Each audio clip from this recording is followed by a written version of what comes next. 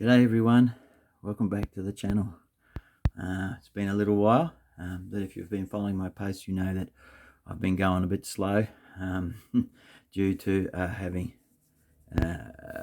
adhesive capsulitis, or frozen shoulder is the common word for it, in my right arm, which is still giving me a lot of pain and slowing down the process of painting. Yeah, going to be trying to look into getting some sort of injection kind of thing into the joint to see if that can relieve some of the pain and free it up for a bit.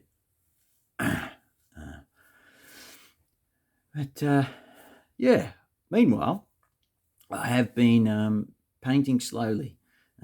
Recently just sort of been doing like 30 or 40-minute sessions and then taking, a half-hour break and then going back and doing another one. But that'd be about it for the day. But over the last few weeks, I've been working on these World War II British Airborne. A number of them are from the Kickstarter that Paul Hicks did with Empress, I believe.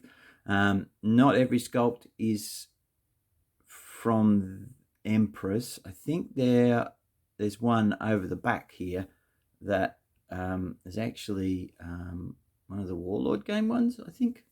I could be wrong there. They might all be from Empress. I don't know. But yeah, they're a mixture of paras, British paras, and there's some glider pilot troops in there as well with the different cap badge on their berets. So what I've done is I'm splitting this video into a couple of bits. I've already pre-recorded a part where I go through each of the paints that I use to achieve the main colours of the uniform, particularly the Denizen smock and the British battle dress, the beret and the webbing. So past me will be coming on to give you the rundown on that and show you the actual bottles of paint. So if you want to use that as a reference, and it's mainly also for me as well, because I've still got another 11 of these dudes to paint. So I will have an aid memoir or something to jog my memory in a video format as to what I actually did. So yeah, really nice sculpts, as so many people have said about these Paul Hicks British Airborne figures and the other ones that he's done for Empress. They really are excellent figures.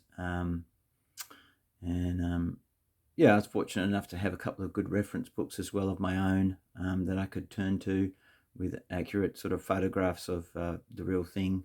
But also I took a lot of inspiration from Dougie Robinson's channel.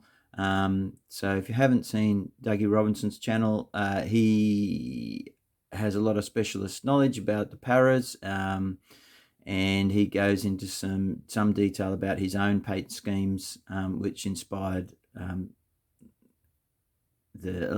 awful lot the way I've gone about it, basically. Other good references you could turn to in YouTube are Christian from Western Australia, who has the channel Painting Panzers. Is that it? I think it's called Painting Panzers. Anyway, yeah, he has a lot about British Airborne on there as well. So here they are. They're sort of mixed up together. So yeah, all 28mm metal sculpts, and I've taken the photographs, which I'll sort out on the computer and stick those at the end as well. So I've sort of done a bit of a twirl of them, looking at them from different angles, but hopefully you can see them all right. I hope the lighting's all right. But yeah, hopefully they'll show up better, even better in the pictures. But like most things, they're always better and when they're actually held in your hand and you can look at them yourself. So there we go. If I turn the light down like that, quite close to them, and they're all coming into the shots. Put one back there. But yeah, if you've got any questions about these, please let me know. As I said, all the paint sort of info is going to be contained in another part of the video. But really nice figures to paint and work on. Lovely faces and plenty of accurate detail, and yeah, you'll be able to learn about in the other part of the video about how I kind of tackled the smocks, and you know, that being such a key thing with these guys. And I made sure the berets are not red, they are maroon, which is how they should be. But yeah, I can highly recommend the figures if you're thinking of getting them from Empress or any other Paul Hicks stuff. Really most excellent. So I think I've got another, looking at over to one side here, I've got another probably 11 to do. So this is my first batch of 10 that I just worked at bit at a time, and gradually we got there. So I'll hand you over to Past John, and he will be able to tell you about the paints he used to get to here. All right, see you after that. Okay, everyone. Now this part of the video should be Past John, and there should be a Future John bit in front of this clip, if I've got it right. Just wanted to do this bit separately, where I talk about the paints, a number of the paints that I used, so that it will help me remember what paints I use when I do the next batch of British Airborne, and it might help some of you if you're wanting some ideas for colours for your British Airborne. Although I have to say, which maybe I've said in the other part, I don't know, that I took a lot of inspiration from Dougie Robinson's channel. He knows a lot about the British Airborne, and I took a number of cues from his colour combos. So with British Airborne, obviously you've got the trousers, which are in the classic battle dress brown. Now what I did was I put a base coat of chocolate brown. You can use the Vallejo one, or this is called chocolate chipping from AK. I use that as a base color. Then wash, and then I used a Reaper color next called Uniform Brown. Oh, focus. There we go. Uniform Brown. And you could use other colors. You could use the Vallejo British Uniform, whatever. This is just what I looked at what I had, and I thought, I quite like the look of that. I'll give that a go. Next color up was slightly brighter. It's just called British Khaki from AK. And then what I did for final highlights is I mixed some of this faded khaki from Reaper. I mixed some of that with that to get my final highlights. So just building up through that, obviously with the wash bit in between here. Okay, that's the battle dress brown, and that same color was used on the covers on the canteens. Right, now, next, smock. Now, I started with the base color for the smock of Middlestone. I guess you could use the Vallejo model color one. I had the AK one. There might be slight difference between the two colors, but I started with this as my base coat, wash, back in with this, and then I lightened this up with the all-time classic deck tan. I like deck tan. It's a sort of a fairly drab. It's not as bright, perhaps. Certainly not as bright as white. Maybe even less bright than ivory. But I like how that sort of fades it out and makes it lighter. So I experimented with putting the camo splotches on and then highlighting the gaps in between. But I actually found it easier to just go straight over the Denison with the with quickly doing some middle stone mixed with deck tan highlights on creases and bits that would get the most light, and not worry too much that they might be covered by the blotches. Okay, so for the blotches, I used, I've got paints all over the place here that you can't see out of shot. I'm trying to find the right ones. There you go. Right, for the green blotches, I use reflective green, but actually I did this first. I did the ready brown blotches on the Denison with saddle brown. You can use either Vallejo model color, or I've used the AK on. What I did was I thinned it down quite a bit, so it was kind of washy on the palette. It wasn't like a solid sort of block of color. Then I didn't go back over these colored blotches and re-highlight them. I applied them in kind of a washy kind of way. You'll see from the pictures that future John's going to take what it looks like. Wash is probably not completely the right word, just quite thinned down versions of these, thin them down. That's just how I did it. So I did this first and then the green second. So trying to make sure that where there were seams, that I didn't have blotches of color necessarily going right across cohesively across one seam to another, because they would have been probably different sections of fabric. So you kind of want, if you can, the color blotches to stop abruptly where it meets some stitching, because theoretically that would be another section of fabric, another cut of fabric, so it wouldn't look the same. So it's trying to stop yourself from going over a seam with one of these blotches.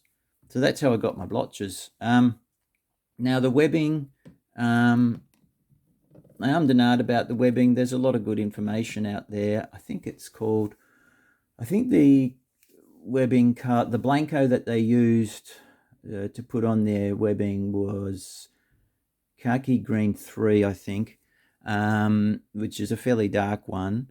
But obviously, you know, these are miniatures and they're out in the light, so it's going to dull it down quite a bit. Not as dark as you might see, like the tin of Blanco or Blanco applied on a chip, like, because it's also going over the fabric, which changes the color slightly as well. But also mixing in other pieces of webbing and equipment, bandoliers, ammunition bandoliers and whatnot, that hasn't necessarily had the Blanco applied to it. So what I've done, in the end, I went with a Reaper color called Military Green. I found that, it's not as opaque, as solid as one would like for first coat, but you could use something like probably this one. This is probably a bit more yellow in this one, but you could use something like this, Russian green from AK, as your base. But I just opted with this and then put the wash on, and then went back again with this, and then that created a nice solid base. And then basically after that, I got green grey from Vallejo, not to be confused with grey green, which I believe there's another colour called that in the Vallejo model colour range. But I use this to gradually mix in to create highlights, and you can even get to like just purely this, which can get quite light, depending, although it's a bit darker on the lid but lighter on the bottom. It needs a good shake up. But yeah, you can get some final highlights with just pure this. But yeah, mixing some of this with this to gradually lighten up that webbing equipment. So the main pouches, the entrenching tool case and stuff. And I just used a wood sort of colour on the entrenching tool handle. Now the other colour for other odd bits and pieces, of equipment that webbing equipment, ammo pouches, and just a few odd bits and bobs.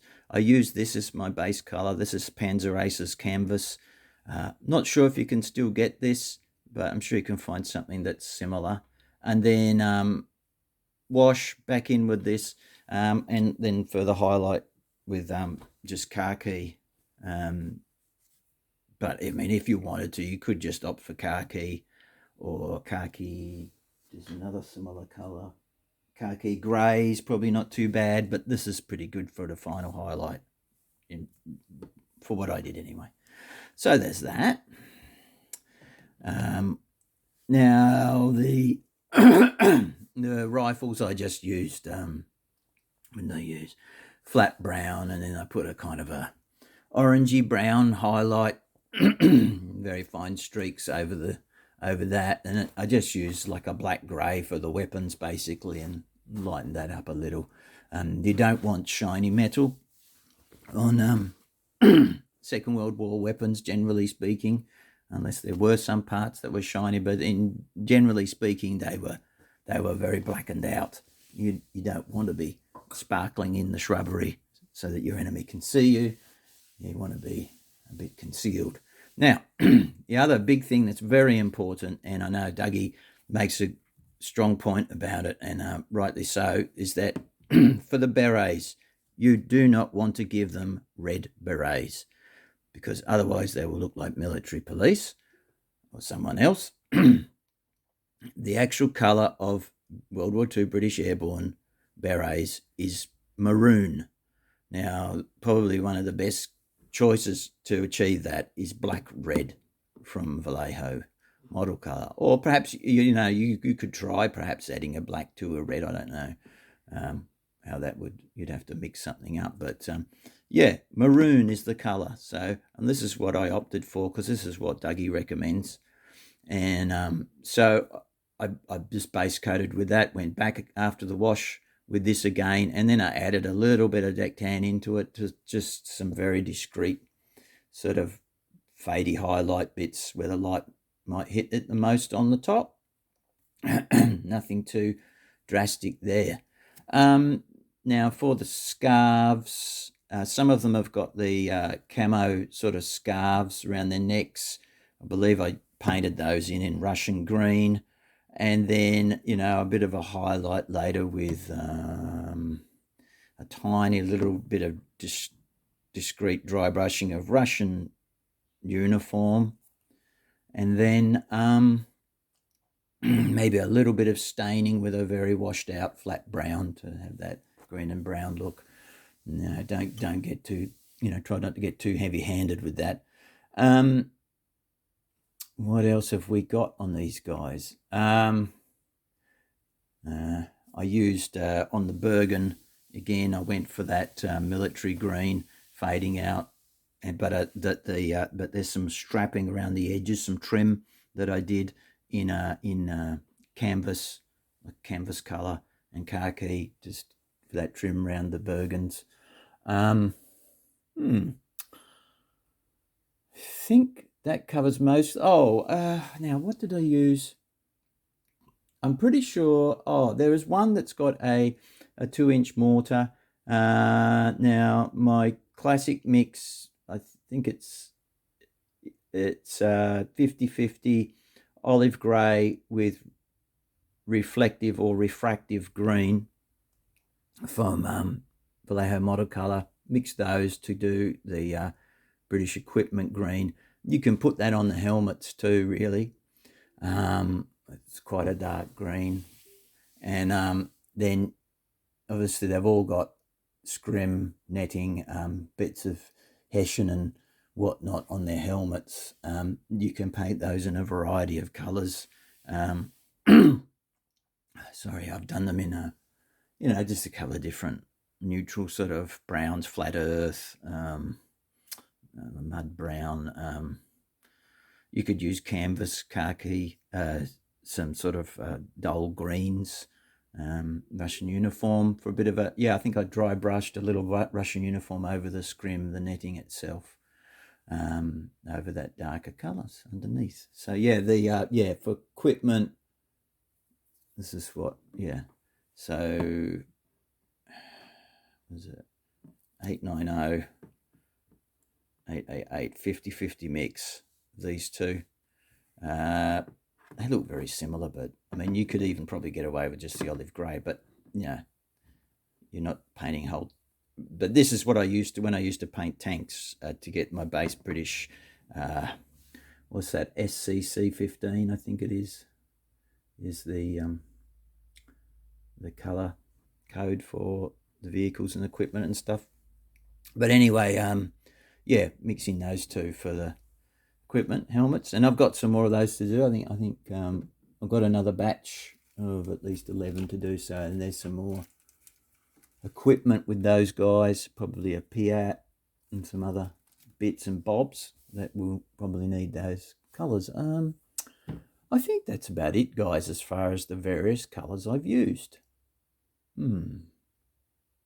Oh, the only other thing is there's a mix of denizens, some of the early different denizens that have got the ribbed sort of, I don't know if it's elasticated, but the ribbed knit around the wrists instead of the studs. Now paint the knitted bit with a sort of a darker green. I think I went quite dark, probably US olive drab mixed with a bit of that reflective green or something, or you could use, yeah, something like that, quite a dark green that you could then lighten up a bit. Just, yeah, any dark green would probably work okay. Dark drab green, not bright. So, yeah, and I did a little bit on some of them, a little bit of lining in around some seams or creasy bits with some Reaper brown liner, but you could use anything dark to do a little bit of lining in if you wanted creases to pop a little bit more and where straps are defined and such. Anyway, I think that's me for talking through the basic colours I've used. I hope that's helpful. Any further questions, pop it in the comments below. Anyway, this is Past John signing off, and yeah, we'll catch you later. Right, back again. I hope you found that really useful with the list of paints. I'm certainly going to find it useful myself. So yeah, I'll wrap up the video here just to say that there'll be, my plan is to put photos at the end. Hopefully they'll turn out all right. And this is my first batch of 10, and then later on down the track, eventually I'll chip away with this sore shoulder and get the next 11 done from this project. And it's been a great project because the sculpts just make it such a pleasure to paint. And yeah, really well done figures and well researched.